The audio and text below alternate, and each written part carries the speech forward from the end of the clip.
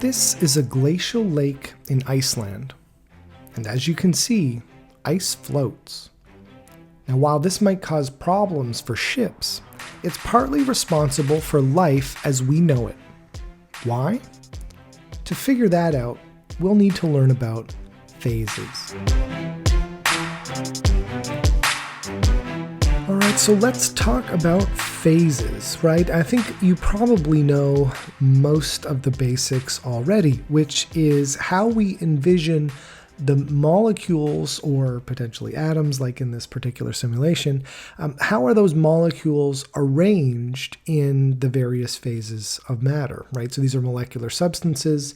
They are held together by intermolecular forces, or lack thereof if it's in the gas phase. And what do they look like? Well, we're looking at a solid block of neon right now in this simulation, and the notion is fairly simplistic. These are atoms that are being held very tightly together in a very fixed region of space, and it actually has a shape to it, right? So this is a substance that is in a phase that can actually be in a particular shape.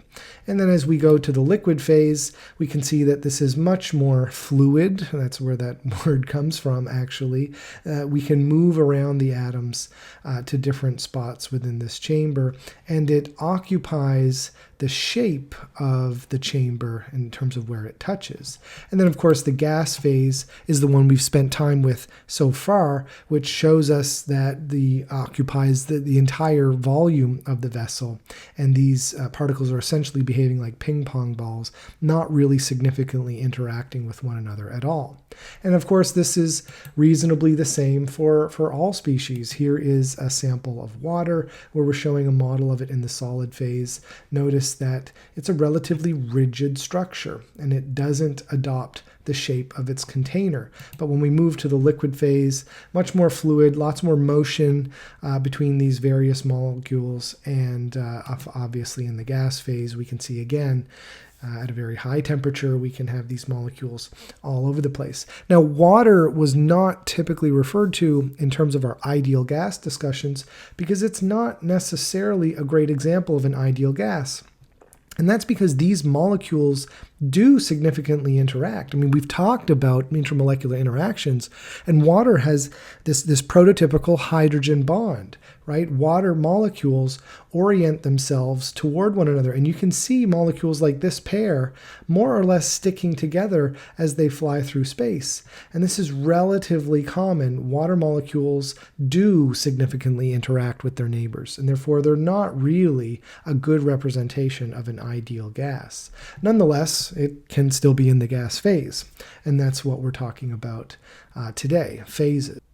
So these so-called condensed phases, the solid phase, the liquid phase of these molecules, are very different, obviously, from the gas phase. We're not going to be using the ideal gas law for these particular species. So what is it that we do think about, and what are some things that we can measure with these other phases of these molecular substances? Let's zoom in on this water sample here, and we'll take a look at a mental model of what we can imagine this substance looking like at the interface between the liquid of this particular substance and the gas of this particular substance. So at that interface, this would be, say, the surface of a glass of water.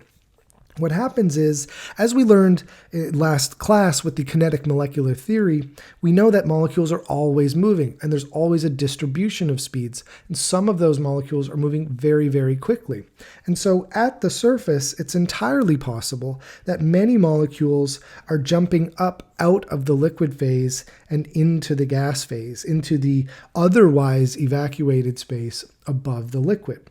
Now, if that happens, then I've got a vapor phase directly above the liquid phase of my substance. And in general, that can and always will happen.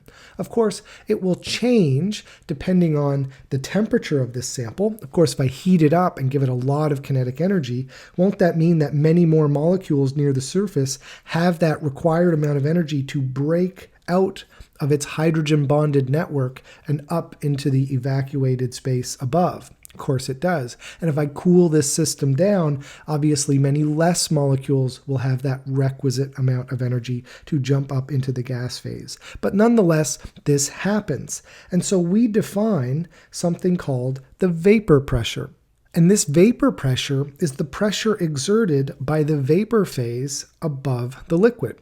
Now, we don't have to boil our sample for this to have a vapor phase, right? There's a common misconception among students that I don't have any molecules in the gas phase unless I've boiled it. But that isn't true. There is a natural equilibrium or balance that is struck between the number of molecules in the liquid phase and the number of molecules in the vapor phase above it. There are constantly molecules breaking out of the liquid phase and breaking out of the hydrogen bonds and the dipole-dipole interactions happening between all of the neighbors here and jumping up into the gas phase. But of course, there are others at other spots in the vapor phase above that are falling back down and joining the liquid phase again. And there's a natural equilibrium struck here, and that equilibrium is a function of the temperature, right? So if the temperature goes up, we have more molecules able to jump up into the gas phase, and if the temperature goes down, of course, we have less molecules able to jump up into the gas phase. And so if I were to seal this substance inside a sealed container and put a pressure meter above the liquid sample, I could literally measure how many molecules were jumping up into the gas phase, which is indicated by that pressure. So as the pressure gets higher in this particular chamber, I know that there is more force or more propensity of my liquid phase molecules to jump up into the gas phase. And that is exactly referred to as vapor pressure. Okay, so vapor pressure is a really important indicator of the level of interactions, intermolecular forces that are at play between my molecular substances. So if my molecules, like water, are strongly interacting with their neighbors, then they're not quite as likely to jump up into the gas phase, and my vapor pressure is a very reliable experimental measurement that I can make, which tells me about these intermolecular forces. If I have very weak intermolecular forces, then these molecules down here in the liquid phase will not be strongly bound to their neighbors and will therefore more easily jump up into the gas phase.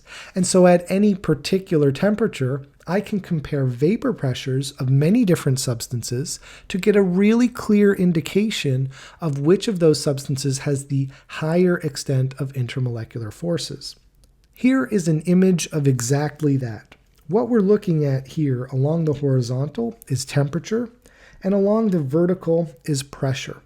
And the lines plotted, 3 of them here, red, green, and blue, are the vapor pressures for 3 different molecular substances. And so let's take a look. We have water here indicated in blue.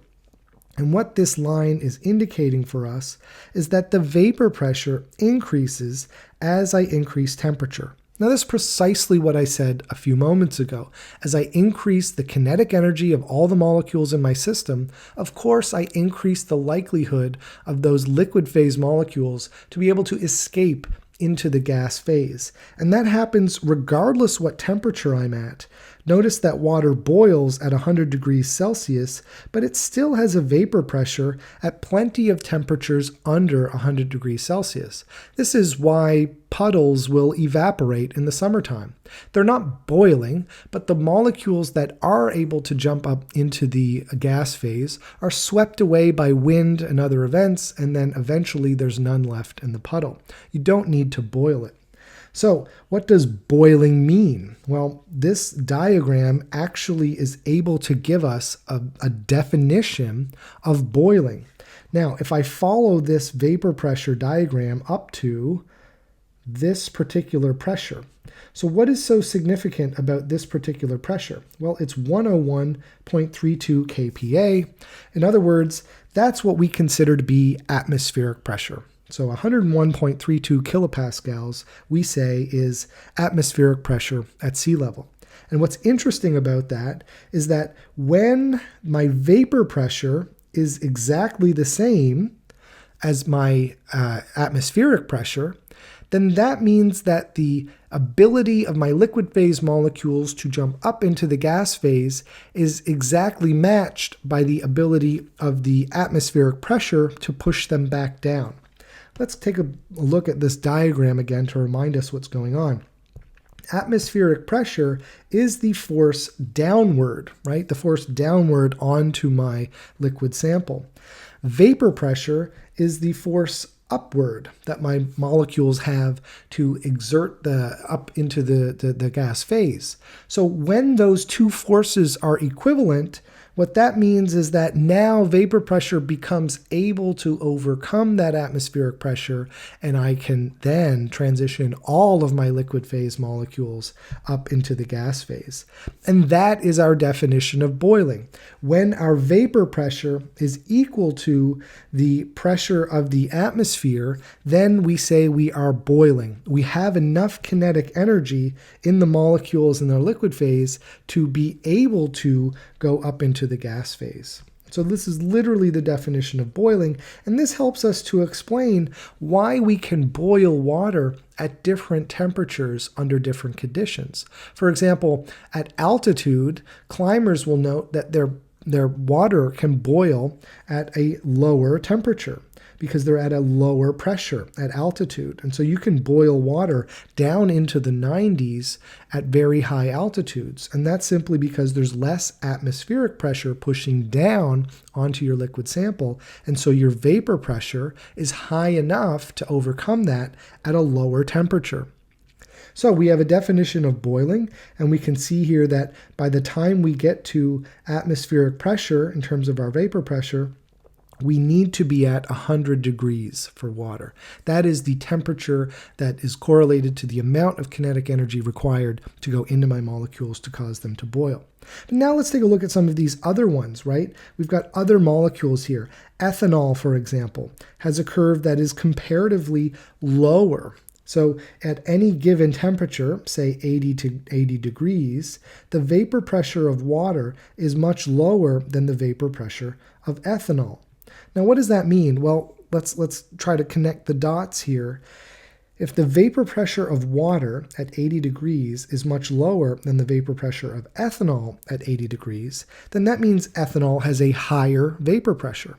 In other words, the ethanol molecules are jumping up into the gas phase with more force or with more often than water molecules would. And so we can infer from that that there must be weaker intermolecular forces between neighboring ethanol molecules. And that makes a lot of sense. If I look at a water molecule, I can see the propensity to make 2 hydrogen bonds with a water molecule. But with an ethanol molecule, there's only the propensity to make 1 hydrogen bond. And not only that, but its neighbor over here is a very bulky non-polar substituent, which is really just going to not be strongly attracted to its neighbors whatsoever. And so the intermolecular forces between neighboring molecules of ethanol, I would expect to be comparatively much weaker than the intermolecular forces between water molecules. And that is borne out of this plot right here. My vapor pressures are always higher for ethanol than they are for water. Now, I can continue this trend and take a look at something like diethyl ether. Diethyl ether is when I take these 2 carbon atoms that were on the left-hand side of my ethanol and I put them on both sides. Now I've got no hydrogen bonding whatsoever. There's no chance of diethyl ether hydrogen bonding with other diethyl ether molecules. And have a look at its curve. Remarkably different than the other 2. Diethyl ether boils at 34.6 degrees Celsius. It can get that hot just on a hot summer day in the lab. And this is a real concern. Diethyl ether left out in the lab on a hot summer day can literally start boiling. And that's because it does not at all have very strong intermolecular forces with its neighbors. And therefore, its vapor pressure is comparatively very high. So at 34.6 degrees, diethyl ether molecules are bursting out into the gas phase, whereas ethanol, not so much at all, and water is hardly even measurable. And that's because the intermolecular forces in water are so much stronger. And so vapor pressure is a really clean indicator here for the nature of intermolecular interactions. And so it's a very, very good experimental measure of these types of things. So where can we go from here? We're talking about liquids and their ability to transition into the gas phase. There's a lot more information there to tease out, but what about the solid phase? We want to think about where the solid phase fits into this diagram as well. Well, we can broaden the scope of what we're looking at right now, and this is pressure versus temperature, to include more pressures and more temperatures, and we'll get something that looks like this. This is known as a phase diagram, and these are incredibly important constructs to help us understand not only intermolecular forces, but the interplay between all of the phases of any given molecular substance.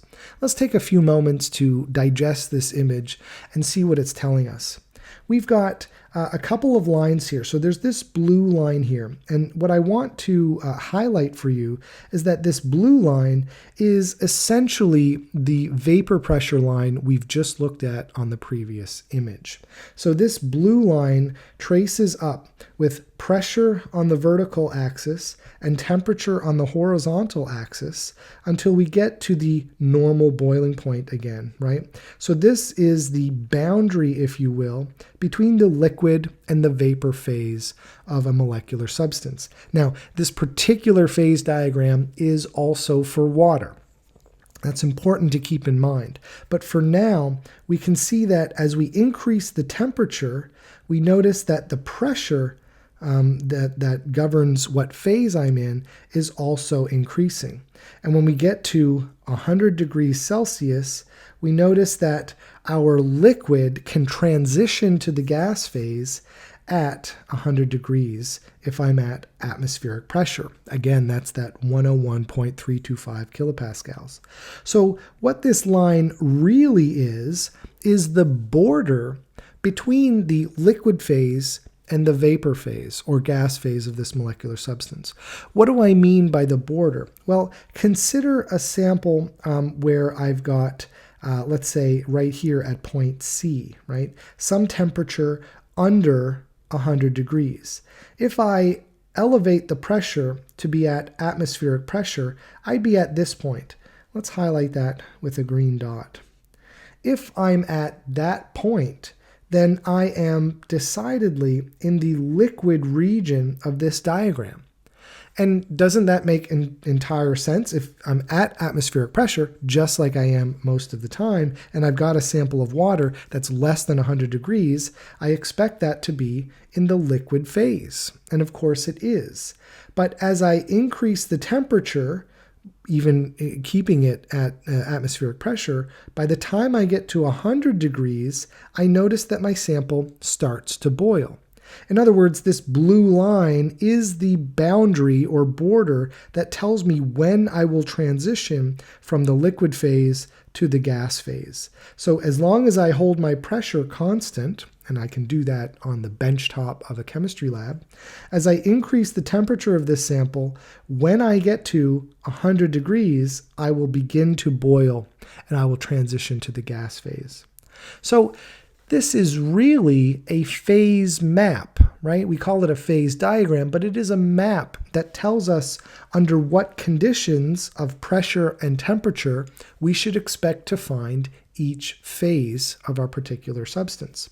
So continuing on, if we move to the left, which is analogous with cooling down our sample, again reminding ourselves that this is water, if I hold my pressure fixed and cool my sample down enough, I will eventually reach this red line. So this is the other line on this diagram, which separates the liquid phase from the solid phase.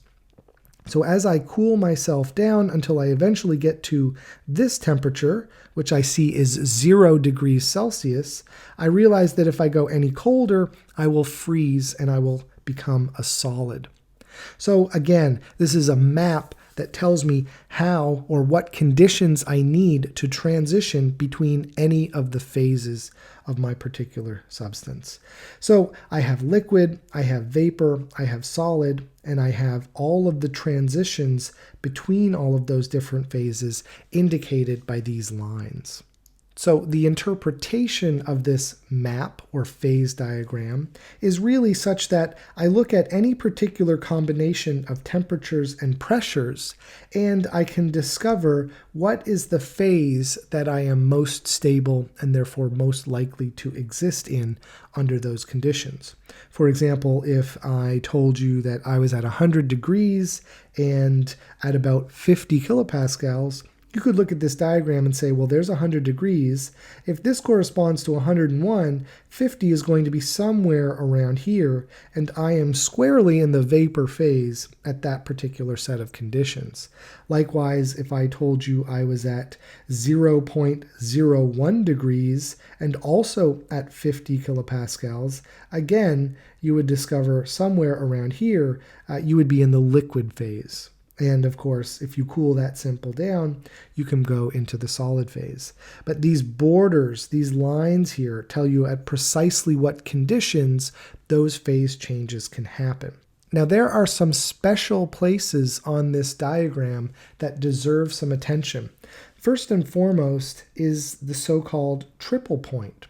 This triple point is aptly named because it is the point on this diagram that has all three phases in equilibrium. It is a very specific temperature and a very specific pressure that allows the solid, liquid, and vapor phase to all coexist in equilibrium with one another. This is very unique because if I'm at any other set of conditions, I am really more likely in one phase or another, unless I'm on one of these lines. So for example, point C here, that would be the boundary between liquid and vapor, and I could exist as both, liquid phase with a vapor phase above. But at the triple point, I uniquely have all three phases in equilibrium with one another. Now there's another interesting point on one of these diagrams, but it isn't clearly shown on this one. So let's take a look at the phase diagram for a different substance. This is the phase diagram for carbon dioxide, CO2. This phase diagram is actually more typical of most molecular substances known. And I'll get to why that is in a moment. But for now, I want to point out one of the other interesting points on a phase diagram that isn't so clearly shown on the phase diagram for water. And that corresponds to this point, the so-called critical point on a phase diagram. As you progress up this line that separates the liquid phase from the gas phase, ultimately you will arrive at a pressure and temperature combination that are so extreme, you end up going into a very unique phase of matter.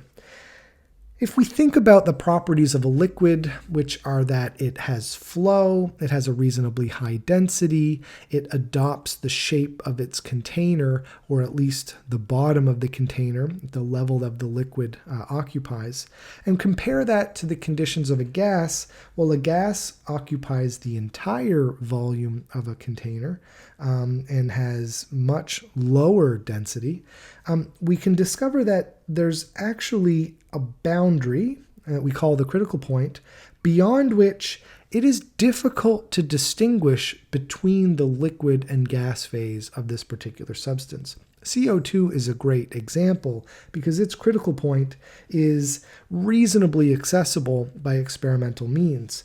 The critical temperature for this particular substance is just 31 degrees. However, the pressure required to reach this critical point is far higher than atmospheric pressure at 7,000, almost 7,400 kilopascals. However, if we are beyond this temperature and pressure combination, we get to what's called supercritical carbon dioxide, which is, as I said before, very difficult, in fact impossible, to distinguish between is this in its liquid phase or is this in its gas phase. It occupies the entire volume of the container, which makes it seem like a gas, but it has a much higher density than a gas, which really makes it seem more like a liquid. I have an image to show you. This is an image where on the left we're looking at the boundary between the liquid phase and the gas phase of carbon dioxide inside a pressure-controlled cell.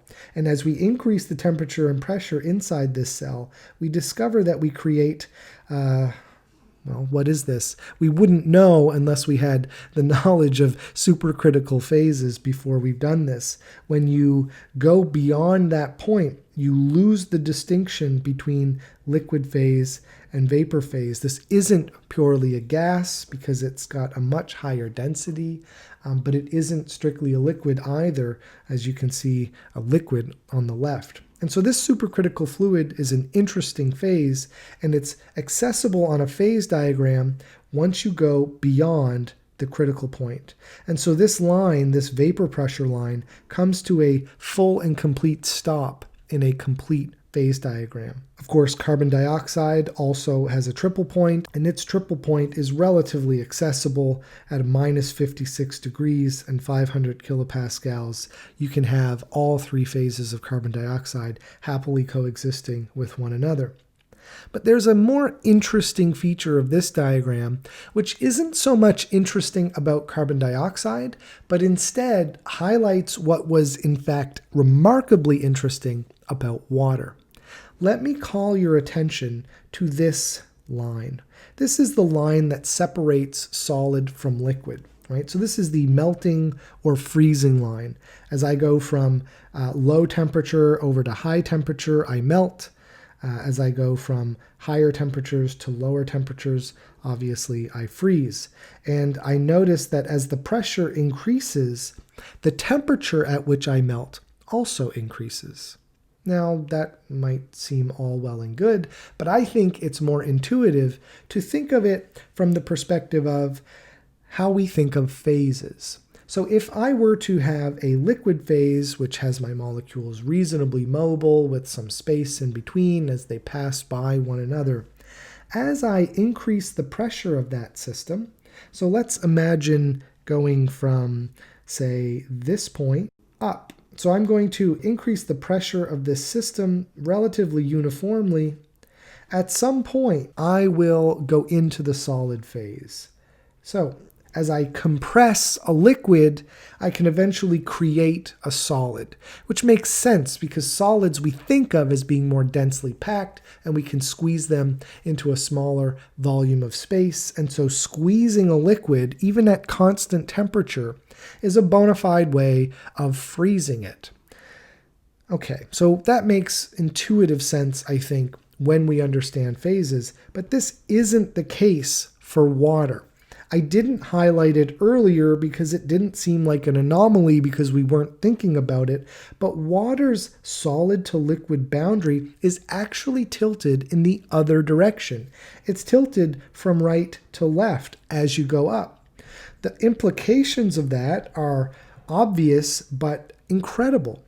If I were to have a sample of solid phase water at this point, arbitrarily chosen, and if I were to increase the pressure of that solid sample uniformly without necessarily changing the temperature, what I would actually do is melt it. I would go from a solid sample of ice to a liquid sample of water, doing nothing more than compressing it. And this is counterintuitive because we don't necessarily think of squeezing solids to create liquids. It makes much more sense to think of it the other way around. But this effect is at play constantly in our lives. This is why ice floats. Solid phase ice is less dense than its liquid phase counterpart. And when you ask yourself, why is that? That has everything to do with intermolecular forces. It is the hydrogen bonds that must be formed between neighboring water molecules that cause those strong intermolecular interactions. In the solid phase of the substance, you have maximally aligned all of the hydrogen bonds, all of the intermolecular interactions, to have them all in lockstep with one another, and you get this beautifully regular pattern. But that requires those molecules to all be oriented so that all of those hydrogen bonds can align and stay fixed. This is different than the liquid phase. The liquid phase will break many of those hydrogen bonds. They'll form and break just as quickly as they form and be very fluid, I'm using that word intentionally, in this phase. And these molecules will glide past one another, strongly attracting, yes, but not necessarily locked in place. And so what ends up happening is that the solid phase becomes less dense. There is more space on average between most of these molecules because those hydrogen bonds are locking those molecules in place in that orientation that gives them more space between them. So if I were to take this solid phase and squeeze it, mind you, it would take a lot of pressure to do that. I can break those hydrogen bonds using pressure and actually create more of a liquid phase. This is exactly what happens when you go skating. Your skate blade, this very narrow piece of metal, supports the entirety of your body weight. And so what that means is the pressure underneath the skate blade becomes incredibly high, and the frozen water underneath your feet literally melts to allow you to glide over it. Think of walking in the wintertime. What's more slippery than a wet piece of ice? That is where slipperiness comes from. That wet water layer over the solid ice layer is what causes so much slipping. And so the relatively dry surface of the ice in a rink is not really a factor because your skate blade squeezes that ice so much that it creates a thin layer of water between your skate blade and the surface of the ice. And that's what causes you to be able to glide so well. And this is all really a function of intermolecular interactions and the very unique arrangement that happens in water molecules. This is unique among the vast majority of molecular substances. That the solid phase is actually less dense overall than the liquid phase is an incredible consequence of hydrogen bonding and water's unique tetrahedral electron domain geometry. And this is actually responsible in many ways for life as we know it on this planet. If you imagine that ice was not less dense than the liquid phase, then it would sink. And if it would sink, the ice formed on the surface of oceans would sink to the bottom and it would be happier there and it would never ever deplete, and we wouldn't have crustaceans or any life on the bottom of the ocean, and then a new layer of ice would form on the top and that would sink, and ultimately all of the water on the planet would eventually freeze, and this would be catastrophic. You know, the nature of water itself is responsible for supporting life in so many incredible ways. It's one of the only substances to actually change the direction of its density. Hot water is less dense than cold water. So as you cool water, you do allow the molecules to get closer and closer together. But by the time you get to about 4 degrees, that whole process starts shifting. And that's because the kinetic energy of temperature is now no longer strong enough to break the intermolecular hydrogen bonds, and hydrogen bonding starts dominating. And then you start getting these beautifully regular patterns of water molecules. And then the density of water starts going down again to allow it to float on the surface of water. It is an incredible phenomenon that is responsible for life as we know it effectively, and it comes from just a simple molecular substance like H2O. It's incredible. And if that wasn't enough, did you know that there are many different forms of ice? If I were to extrapolate this phase diagram to much, much higher pressures, incredible pressures, right?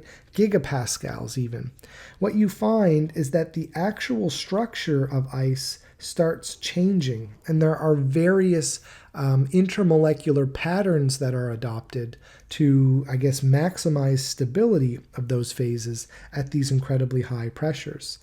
And, this is what we call polymorphic solids. In other words, the solid phase of the molecular substance of water is actually different depending on what pressure temperature combinations you ultimately get to.